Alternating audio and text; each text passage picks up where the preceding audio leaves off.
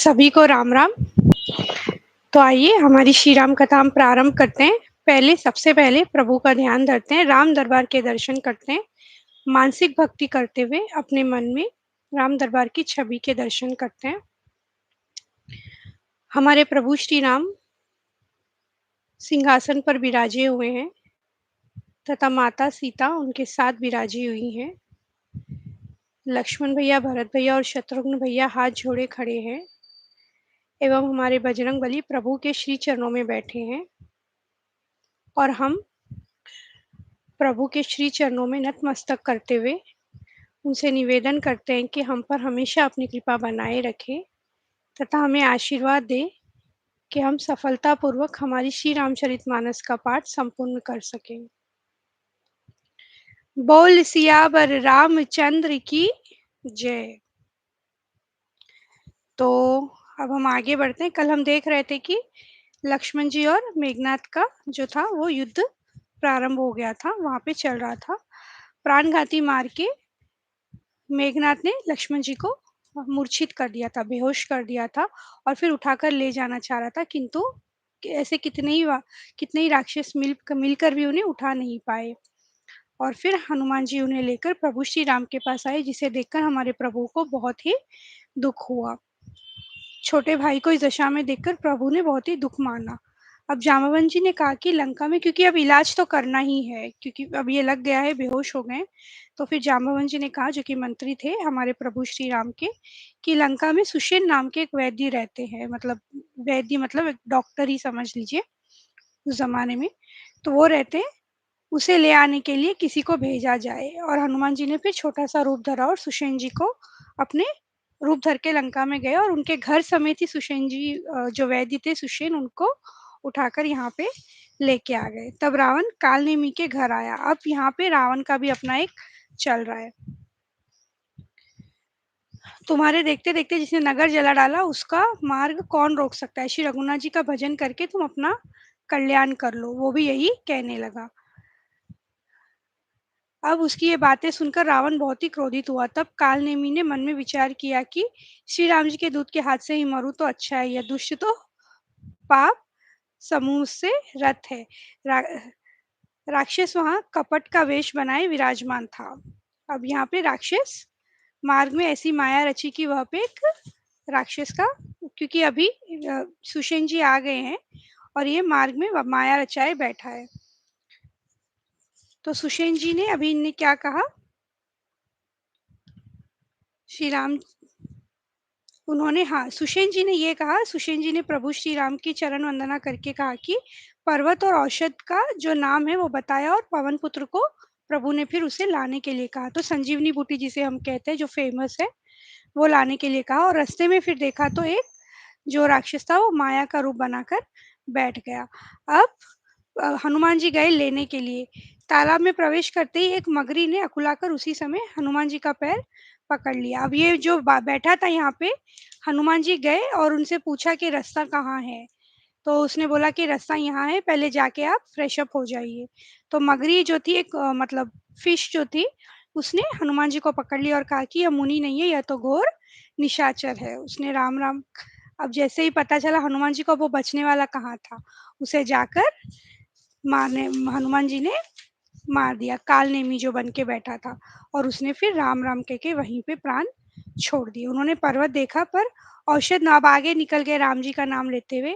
अब पर्वत तो देख रहे हैं लेकिन पहचान नहीं पा रहे हैं कि वो संजीवनी बूटी कौन सी है, मतलब दवाई मेडिसिन कौन सी है, वो पहचान नहीं पा रहे। तो उन्होंने क्या किया, सारा पर्वत ही हमारे बजरंग बली ने उखाड़ लिया और फिर लेकर वो आकाश में उड़कर अयोध्यापुरी की ओर पहुंचने लगे। मतलब वो रास्ते से वो जा रहे थे, रास्ता वही था, अयोध्यापुरी से जा रहे थे। भरत जी ने आकाश में देखा कि कोई विशाल रूप का कोई जा रहा है, स्वरूप देखा और उन्हें ये लगा कि कोई राक्षस होगा। और फिर उन्होंने क्या किया, धनुष को खींचकर फल का एक बाण मारा, मतलब बेहोश हो जाते हैं उस बाण से, वो मारा। लगते ही बजरंगबली, जैसे बोलते हैं ना, कभी कुछ मार लगती है तो हमारी जो असलियत है वो मुंह पे आ ही जाती है, जबान पे आ जाती है, चाहे लैंग्वेज हो, मतलब भाषा हो या जो भी हो, हम बोल ही देते हैं। और हमारे बजरंगबली के तो रोम रोम में प्रभु श्री राम बसे हैं। जैसे ही उन्हें बाण लगा हनुमान जी को, राम राम रघुपति करते हुए वो मूर्छित होकर पृथ्वी पर गिर पड़े। अब भरत जी को लगा कि जैसे ही प्रभु का नाम सुना, भरत जी ने राम जी का, दौड़े और बड़े उतावले होके हनुमान जी के पास गए। उन्हें देखकर हृदय से लगा लिया हनुमान जी ने। फिर सारी बात बताई। यदि मन, वचन और शरीर से श्री राम जी के चरणों में मेरा निष्कपट प्रेम हो, और यदि श्री रघुनाथ जी मुझ पर प्रसन्न हो, तो यह वानर थकावट और पीड़ा से रहित हो जाए। यह वचन सुनते ही कपिराज हनुमान जी कौशलपति श्री रामचंद्र की जय हो कहते हुए उठ बैठे, क्योंकि राम जी का नाम लिया था तो अब खत्म कैसे करे, ऐसे कहा भरत जी ने। फिर भरत जी ने हनुमान जी को गले से लगाया और पूछा कि ये सब कैसे, मतलब लक्ष्मण भैया, जानकी जी, प्रभु श्री राम, इनकी कुशल बताओ। सब कुछ हनुमान जी ने बताया और कहा कि आप उन्हें प्राणों से भी बड़े प्रिय हो। और फिर कहा कि मैं एक बांध पे आपको चढ़ाऊंगा पर्वत सहित, आप सीधा वहीं पे पहुंच जाएंगे। तो भरत जी की यह बात सुनकर हनुमान जी को मन में अभिमान उत्पन्न हुआ कि मेरे बोझे से बाण कैसे चलेगा। फिर श्री रामचंद्र जी के प्रभाव का विचार करके वे भरत जी के चरणों की वंदना करके हाथ जोड़कर बोले, और हे नाथ, हे प्रभु, मैं आपका प्रताप हृदय में रखकर तुरंत चला जाऊंगा। ऐसा कहकर आज्ञा पाकर और भरत जी के चरणों की वंदना करके हनुमान जी बाण पे बैठ के वहां पे पहुंच गए। अब वहां लक्ष्मण जी को देखकर श्री रामचंद्र जी साधारण मनुष्यों की तरह बिल्कुल ही वचन बोले कि आधी रात हो चुकी है, हनुमान नहीं आए, और बहुत ही उदास होकर लक्ष्मण जी को गले लगाने लगे। तो यहाँ पे जो भ्राता प्रेम होता है, जो भाई का प्रेम होता है, श्री रामचरितमानस में बहुत ही अच्छे से दर्शाया गया है कि प्रभु श्री राम का जो प्रेम है लक्ष्मण भैया के लिए, वो यहाँ पे बहुत अच्छे से वर्णित किया गया है। कह रहे हैं, प्रभु, स्त्री के लिए प्यारे भाई को खोकर मैं कौन सा मुंह लेकर अवध जाऊंगा। श्री राम जी हर्ष, अब ये सब मतलब प्रभु देख रहे हैं, रो रहे हैं और बोलते ही जा रहे हैं। जैसे ही हनुमान जी आए, श्री राम जी हर्षित होकर हनुमान जी के गले लगकर मिले और अत्यंत ही कृतज्ञ हुए। तब जो वैद्य थे सुषेण जी, उन्होंने तुरंत उपाय किया और लक्ष्मण जी को हर्षित होकर, जैसे ही उपाय किया, संजीवनी बूटी का जो प्रोसेस था, लक्ष्मण जी हर्षित होकर उठ बैठे, प्रभु भाई को बहुहृदय से लगाकर मिले और बहुत ही आनंदित हो गए। अब क्योंकि लक्ष्मण जी उठकर बैठ गए वापस, जो रावण की चाल थी वो भी उल्टी पड़ गई। अब वो बहुत ही विषाद में था, ये जैसे ही समाचार सुना और सर पीटने लगा। अब उसने क्या किया, वो कुंभकर्ण के पास गया। बहुत से उपाय करने पर उस कुंभकर्ण एक बहुत ही बहुत डेंजर राक्षस था। तो जो रावण का भाई था, उसके पास रावण गया और उसे जगाने लगा। उसे जगाना आसान काम नहीं था। 6 महीने सोता था और 6 महीने खाता था। हाँ, उन्होंने जो कुंभकर्ण था, हमने कथा में पहले देखा था, उसने भी बड़ी तपस्या की थी ताकि वो ब्रह्मदेव को मना सके। और फिर जब वरदान मिला तो सरस्वती जी उसकी जबान पर बैठ गई कि पलट के उसने 6 महीने निद्रा मांग ली। इसलिए 6 महीने नींद लेता था वो, 6 महीने खाता था। वो तो ऐसा दिखता था मानो स्वयं काल ही शरीर का धारण करके बैठा हो, कुंभकर्ण जो था। फिर उसने रावण से पूछा कि क्या बात हुई, बताइए। तब रावण ने सब कह सुनाया। फिर रावण के वचन सुनकर कुंभकर्ण दुखी होकर बोला, अरे मूर्ख, जगत जननी जानकी को हर लाकर अब तू कल्याण चाहता है। ज्ञानी मतलब उसको इतना तो दिमाग है कि ये जगत जननी है, इन्हें क्यों उठा के लेके आए हो तुम। और फिर कहा कि मुझसे अंतिम बार मिल लो, क्योंकि अब मैं वहां जा रहा हूँ श्री राम जी के दर्शन करने के लिए। अब पता नहीं मैं वापस लौटूंगा या नहीं। ऐसा कहते कहते वो एक क्षण के लिए प्रभु श्री राम के नाम में मग्न हो गया। फिर रावण ने करोड़ों घड़े मदिरा और उन अनेकों भैंसे मंगवाई, क्योंकि ये सब खाता था, मदिरा पीता था, भैंसे खाता था ये जो कुंभकर्ण था, क्योंकि राक्षस था। तो बहुत सारी मंगवाई और भैंस खा के, मदिरा पी के वो बिजली की तरह गरज के निकला रणभूमि की ओर। अब मत से चूर रण के उत्साह से पूर्ण कुंभकर्ण किला छोड़कर आगे चला। जैसे ही वो आगे गया, उसे देखकर विभीषण जी सबसे पहले आ गया। विभीषण, क्योंकि भ्राता प्रेम तीनों में बहुत था। रावण मतलब भाई भाई प्रेम, रावण, विभीषण और फिर कुंभकर्ण विभीषण जी से कहने लगा, हे भाई, तूने अपने कुल को देदीप्यमान कर दिया, जो शोभा और सुख के समुद्र श्री राम जी को भजाए। देखिए, इतना वो सब खाने पीने वाला, फिर भी इतना ज्ञानी था कि वो भगवान को पहचान रहा था। और रावण तो ज्ञानी था, लेकिन वो अहंकार में था, अभिमान में था, इसीलिए वो प्रभु को पहचान नहीं पा रहा था। और हम तो फिर मनुष्य हैं, कम से कम प्रभु का नाम तो ले ही सकते हैं, इतना समझ के कि वही है जो हमारी नैया पार लगाने वाले हैं। अब ये जैसे ही चला, ऐसे मतलब धरती हिलने लग गई। रीछ वानर एक एक बार में ही करोड़ों पहाड़ों के शिखरों पे उस पर प्रहार करते हैं, परंतु इससे कुछ भी नहीं होता है। वो बस ऐसे ही चलते जाता है और उन्हें करोड़ों के करोड़ों खाए जाता है। जितने भी लोग दिख रहे हैं, पहले हनुमान जी ने उसे मारा, घूसा मारा, और वो पृथ्वी पर गिर पड़ा। पर इसी तरह चलने लगा, और फिर मारुति हनुमान जी को उसने मारा, वो एक बार के लिए वो भी थोड़े से हिल गए। फिर सुग्रीव जी को खोजने लगा, सुग्रीव जी भी मूर्छे, वो भी, अब सुग्रीव जी को भी उसने मूर्छित कर दिया मार के। और फिर कुंभकर्ण ना, ऐसे सारे लोगों को खाते ही जा रहा है, खाते ही जा रहे हैं, मतलब जितने भी वानर रीछ थे, उसके नाक कान दांत सबसे वो लोग बाहर निकलने के लिए निकलते ही जा रहे हैं, तितर बितर होते ही जा रहे हैं। कुछ पेट में जा रहे हैं, कुछ निकल रहे हैं कान से। तो इसी तरह चलने लगा। कुंभकर्ण ने वानर सेना को तितर बितर कर दिया। तब श्री राम जी बोले, हे सुग्रीव, हे विभीषण और हे लक्ष्मण, सुनो, तुम सेना को संभालना, मैं इस दुष्ट के बल और सेना को देखता हूँ। फिर सत्य प्रतिज्ञ श्री राम जी ने 1 लाख बाण छोड़े, वे ऐसे चले मानो पंख वाले काल सर्प चलते हो। प्रभु ने कहा, मैं खुद ही इसे मारूंगा, और बहुत सारे बाण छोड़ दिए। प्रभु के बाणों ने क्षण मात्र में भयानक राक्षसों को काट कर रख दिया। जितने सारे राक्षस थे, सारे काट कर रख दिए। फिर वे सब बाण लौटकर श्री रघुनाथ जी के तरकस में घुस गए। तो इस तरह से बहुत बहुत ही तरीके से जितने वानर थे उन्हें और कुंभकर्ण को प्रभु मार रहे हैं। उन्होंने धनुष को खींचकर 100 बाण संधान किए। रघुकुल तिलक श्री राम जी ने उसकी ये वह भुजा भी काट दिया। भुजा काट दी कुंभकर्ण की, मतलब हाथ कट कर दिए। तब वह बाएं हाथ में पर्वत को लेकर दौड़ा, एक हाथ कट किया, दूसरे हाथ से पर्वत को लेकर दौड़ रहा है सबको मारने के लिए। प्रभु ने दूसरी हाथ भी काट दी, दूसरी भुजा भी काट दी, यहाँ से एक एक भुजा काट दी। तब फिर भी वो आगे ऐसे ही चलते जा रहा है पैरों से। तब उन्होंने धनुष को कान तक तान कर राक्षस के मुख को बाणों के समूह से भर दिया, तो भी वह पृथ्वी पर न गिरा। इतने इतना मार रहे हैं, फिर भी वो नहीं मर रहा है। तब प्रभु ने क्रोध करके, क्योंकि प्रभु भी तो क्रुद्ध होते ही हमने देखा है।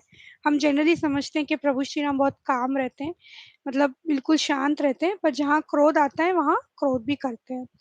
क्रोध किया, तीक्ष्ण बाण लिया और उसके सिर को धड़ से अलग कर दिया। बस सिर रावण के आगे जाकर गिर गया। जैसे ही कुंभकर्ण का सिर काटा, वह रावण के सामने जाकर गिर पड़ा, और धड़ उसी तरह से दौड़ता दौड़ता पृथ्वी, जैसे जैसे दौड़ रहा है पृथ्वी धंसी जा रही है। तब प्रभु ने काट कर उसके 2 टुकड़े कर दिए। देवता नगाड़े बजाते हर्षित होते और स्तुति करते, बहुत से फूल बरसा रहे, विनती करके सब देवता चले गए। उसी समय देवर्षि नारद आए।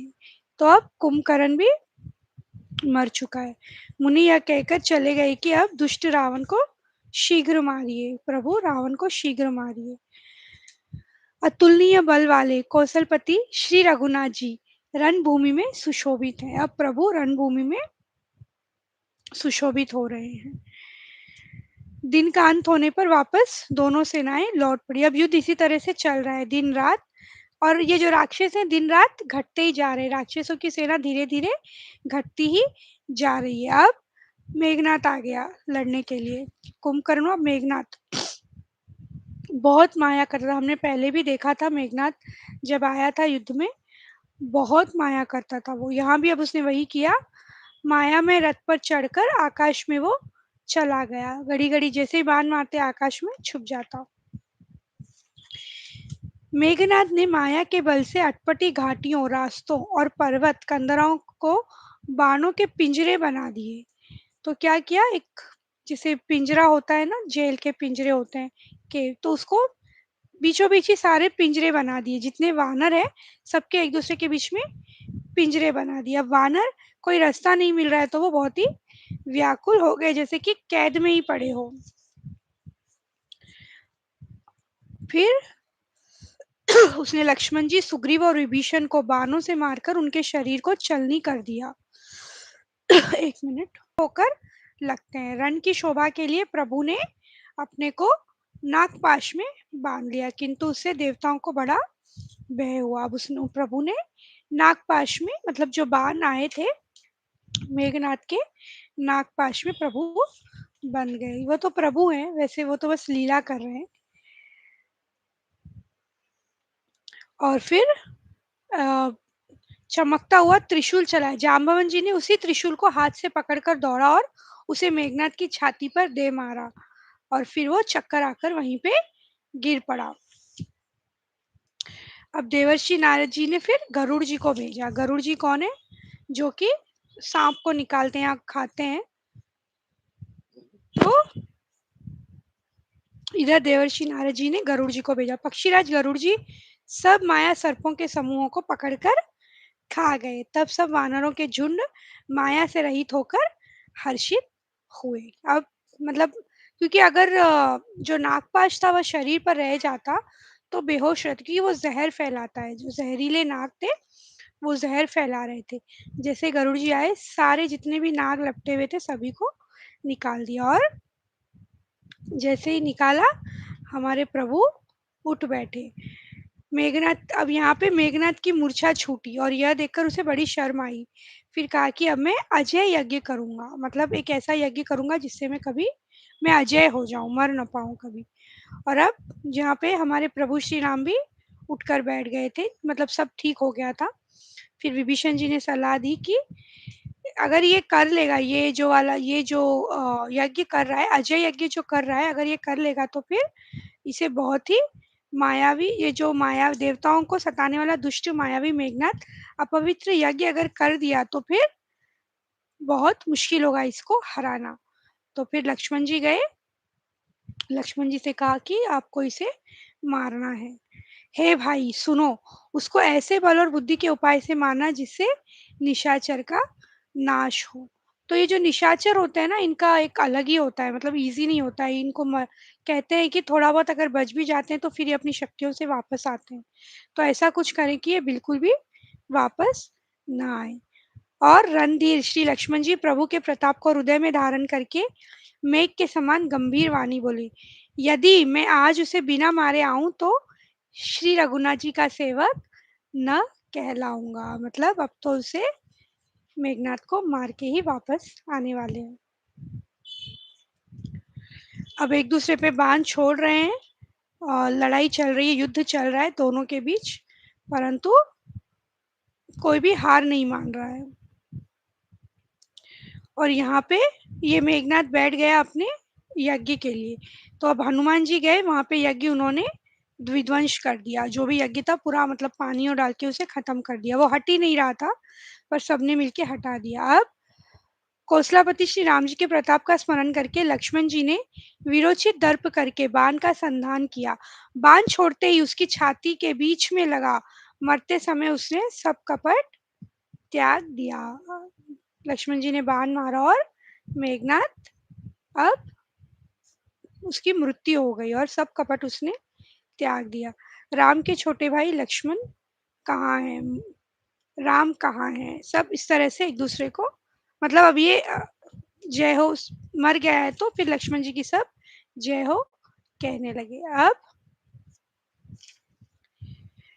अब कौन आने वाला है, ये सब चल रहा है। योद्धाओं को बुलाकर दशमुख रावण ने कहा, लड़ाई में शत्रु के सम्मुख जिसका मन डावाडोल हो, अच्छा है वो यहीं भाग जाए, नहीं तो मैं उसे मार दूंगा।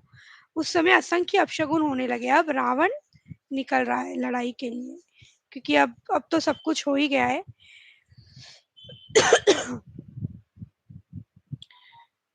और क्योंकि जब मैं अभी मेघनाथ जा चुका है तो स्त्रियां भी, जैसे माँ थी, मंडोदरी थी, पत्नी थी, मतलब बहू थी रावण की, इनको देख के भी वो बहुत व्याकुल हो गया क्योंकि अब जो मंडोदरी थी वो तो छाती पीट-पीट कर रो रही थी क्योंकि माँ थी, उसे सहन नहीं हो रहा था और ये सब देख के रावण बहुत ही व्याकुल हो उठा था। अब वो निकला और अब जैसे ही निकला, सारे अपशगुन होने लगे। जैसे हमने देखा था नेचर हमें कभी-कभी संकेत देती है जो सृष्टि होती है जिसे हम शगुन और अपशगुन कहते हैं, तो वो अपशगुन सारे रावण के साथ होने लगे।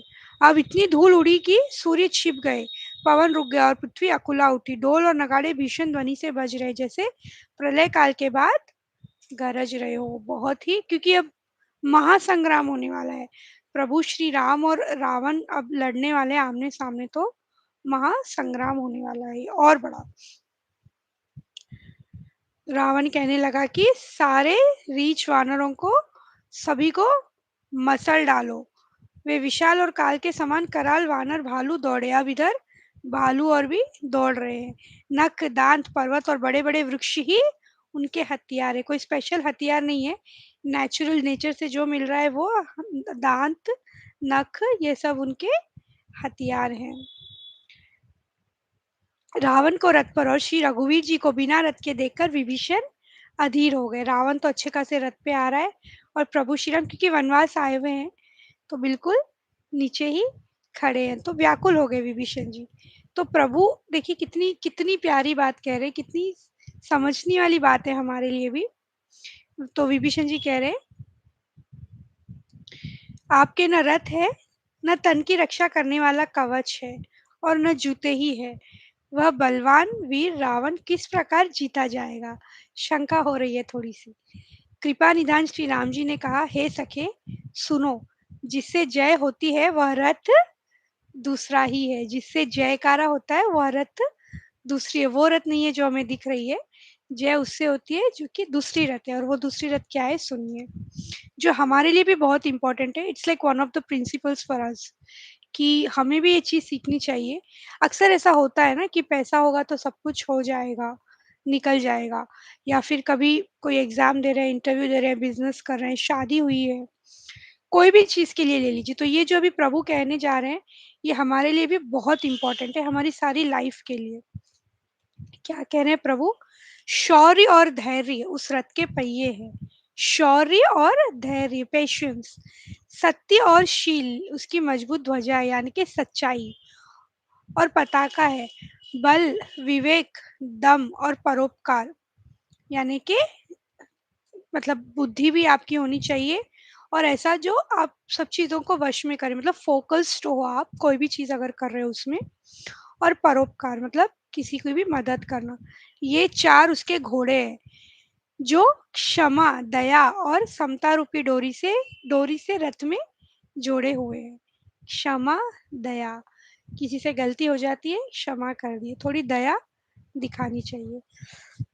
तो देखिए शौर्य, धैर्य, सत्य और शील यानी कि शील मतलब बिहेवियर आपका जो सदाचार होता है ना बिहेवियर जो होता है वो बल, विवेक, दम और परोपकार, क्षमा, दया और समता रूपी ये सब चीज़ें अगर होगी तो ज़िंदगी में आप कभी हार ही नहीं सकते क्योंकि ये प्रभु श्री राम का ट्रिक है, जो प्रभु श्री राम से हम ये सीख सकते हैं। वो कह रहे हैं कि विभीषण जी से यही रथ है जो चाहिए। ईश्वर का भजन ही उसका चतुर सारथी है, वेरी इंपॉर्टेंट।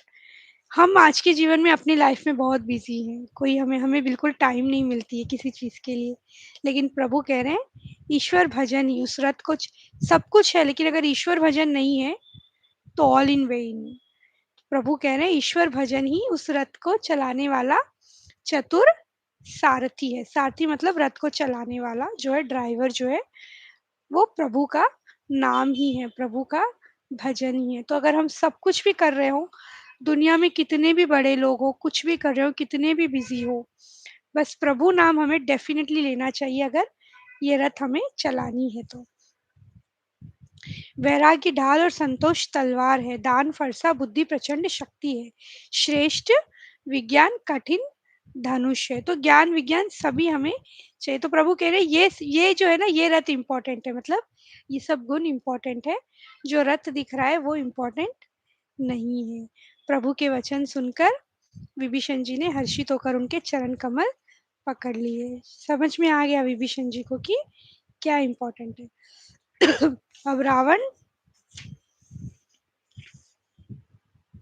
युद्ध में शत्रुओं से विरुद्ध हुए वीर वानर ऐसे दिखाई पड़ते हैं मानो बहुत से क्रोधित काल हो। वे राक्षसों के गाल पकड़कर फाड़ डालते हैं, छाती चीर डालते हैं और उनकी आंतड़ियां निकालकर गले में डाल लेते हैं।